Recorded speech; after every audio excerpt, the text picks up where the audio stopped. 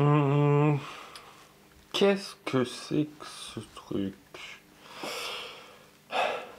Bon, paraît que ça s'ouvre. Bon, j'ai suivi toutes les instructions. J'ai la tenue, les bougies, le livre. Et pourtant, j'y arrive toujours pas.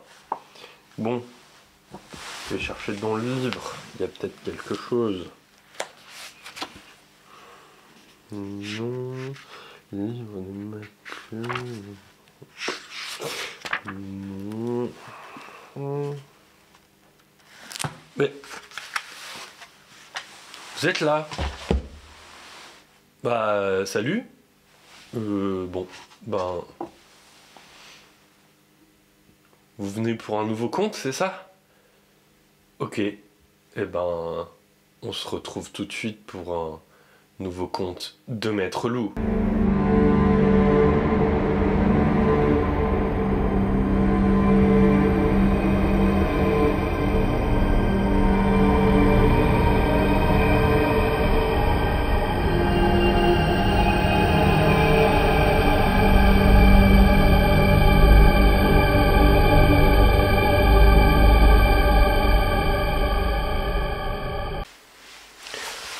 Mes chers amis, merci d'avoir patienté.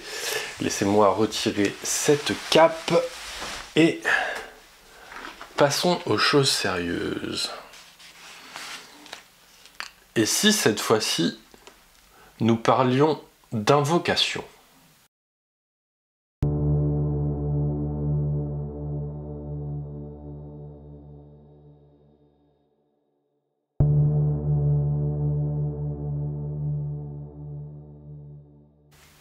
Elle ouvre la porte de son appartement. Exténuée, elle lâche son sac à ses pieds et se débarrasse de son manteau. Au bout du couloir, deux yeux dorés la regardent fixement. Une silhouette gracile se découpe dans l'embrasure de la porte. Deux oreilles, droites comme des pieux, pointent vers le plafond. Un félin sort de l'ombre et s'avance gracieusement. Il semble sourire constamment, arborant un petit rictus inquiétant. La bête étire son corps souple et trottine vers sa maîtresse. Il se lève, s'enroule autour de ses chevilles et de ses jambes, tel un cordage cherchant à l'entraver. La femme s'agenouille pour contempler le petit sphinx. Il est noueux et fripé, mais d'une douceur incomparable. Ils s'assoient face à elle, ils se regardent et se comprennent sans un mot. Un dialogue muet où tout se passe dans les miroirs des yeux. Un lien télépathique existe entre ces deux êtres à la beauté envoûtante. Ils sont tous deux habités par les mêmes désirs et envies, comme s'ils ne formaient qu'une seule entité mue par une force commune. Elisabeth caresse avec tendresse son petit compagnon, déclenchant le ronronnement puissant de l'animal. Elle fait courir ses doigts fins le long des ourlets noirs et délicieusement chauds de sa peau, puis, lentement, atteint le milieu du front. Il plisse les yeux, se cambre à son contact rassurant. Il arbore fièrement sa marque, le lien qui les unit. Elle en suit chaque trait, parcourant l'étoile à 5 branches et terminant par le cercle parfait qui la ceint. Un petit éclair violacé parcourt la marque et s'éclipse dans une volute de fumée. La même lueur se propage dans les yeux d'Elisabeth. Elle se penche vers son compagnon et dépose un affectueux baiser sur son front. Il miaule, un son rauque, caverneux et terrible. Impossible qu'une telle tonalité puisse s'échapper d'un aussi petit corps. Il saute alors sur son épaule et s'y installe tandis qu'elle ouvre la porte à sa gauche. Un homme nu est attaché au lit, les membres écartés. D'un bond, Ézéchiel est sur sa poitrine. Ses yeux de félidé flamboient. Ce ne sont plus des ronronnements qui s'échappent de sa gorge, mais des grognements qui remplissent toute la pièce. L'homme tressaille, écarquille les yeux et se retrouve nez à nez avec Ézéchiel. L'homme aimerait supplier, mais ça lui est impossible. Il pleure, tandis que le sphinx l'observe, plongeant ses yeux iridescents dans les siens. Il est hypnotisé par ce corps chaud assis sur son torse. Il lui semble peser une tonne.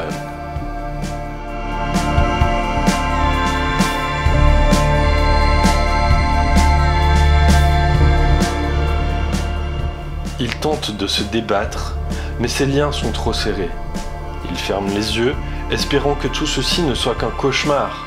Il a oublié comment il s'est retrouvé là, attaché à ce lit, nu et sans défense. Quelques bribes de souvenirs restent encore accrochées au tissu de son esprit déchiré. Une ruelle sombre à la sortie d'un bar, une femme en robe violette et son parfum de jasmin, la pluie qui dévale sur son visage, son équilibre instable, ses gestes maladroits et ensuite, c'est le noir complet. Il tourne les yeux vers l'autre présence dans la chambre. Elle est là, la femme de la ruelle.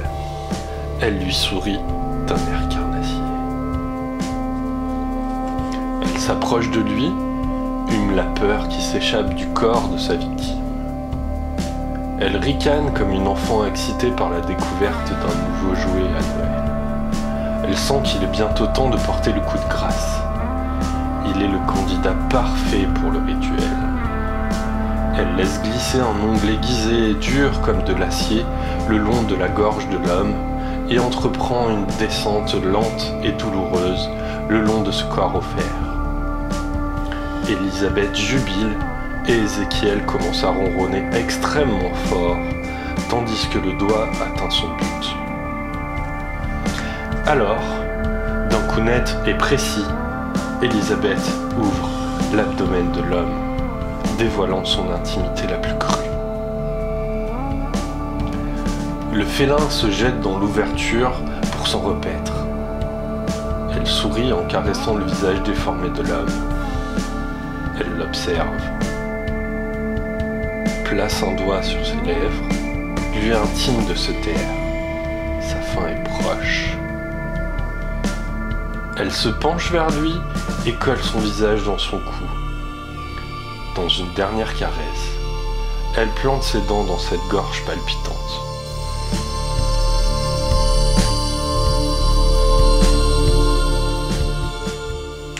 Elle laisse sa vie la remplir. Elle ferme les yeux. C'est fini. Elle s'assoit dans une mare de sang. Ézéchiel la rejoint. Il sourit. Élisabeth récolte un peu de sang dans une petite fiole en verre qu'elle referme d'un bouchon de liège. Elle se relève, sa robe trempée par le fluide rouge du mort au-dessus d'elle. Ézéchiel reprend sa place sur son épaule et entreprend de lécher le sang qui macule ses pattes et son museau. Satisfait, ils se rendent au salon où un pentagramme est gravé sur le parquet. Elle allume les bougies réparties en carrés au centre de l'étoile, saisit le bol en étain qui attendait patiemment sur la table juste à côté et l'installe au centre. Puis, elle ouvre un petit coffre en bois marqueté, orné de formes ésotériques. Elle en sort des fioles contenant des herbes, des yeux baignant dans un liquide sombre, diverses parties de corps humain et animaux essentiels au rituel. La pièce est plongée dans une douce pénombre où les ombres se dessinent comme des lames de rasoir, enveloppant la femme et son familier d'une aura annonciatrice de souffrance et de plaisirs indicibles. Élisabeth s'assoit au centre de l'étoile et commence à réciter le sort, tout en faisant tomber les ingrédients qui composent la potion. À l'aide d'un pilon, elle écrase herbes et os de rongeurs, feuilles et yeux de serpents avant d'y ajouter l'élément principal, celui qui lui permettra de mener à bien le rite. Elle ouvre la fiole contenant le sang de l'homme et en verse le contenu sur son mélange alors qu'elle termine son invocation.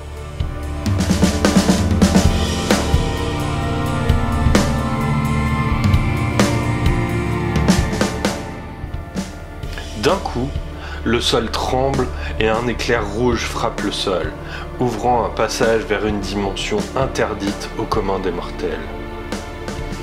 De la lueur éclatante qui se dégage de l'ouverture, s'échappe un cri puissant, profond et glaçant auquel le chat répond par un miaulement joyeux. Élisabeth sourit lorsqu'un homme vêtu d'un habit de cuir rouge, rappelant celui d'un ecclésiaste, à la peau blafarde, apparaît.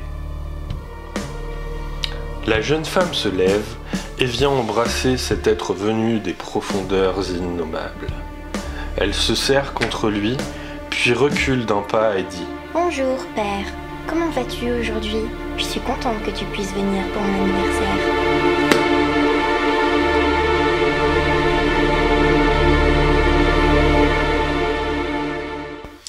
Mes chers amis, nous voici arrivés au terme de ce nouvel épisode.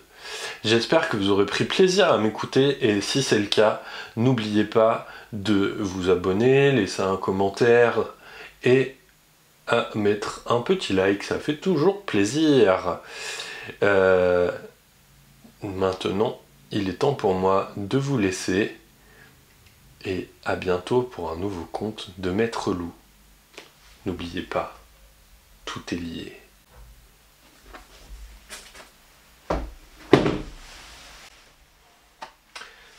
Bon. Et si j'essayais de trouver comment cette chose s'ouvre ?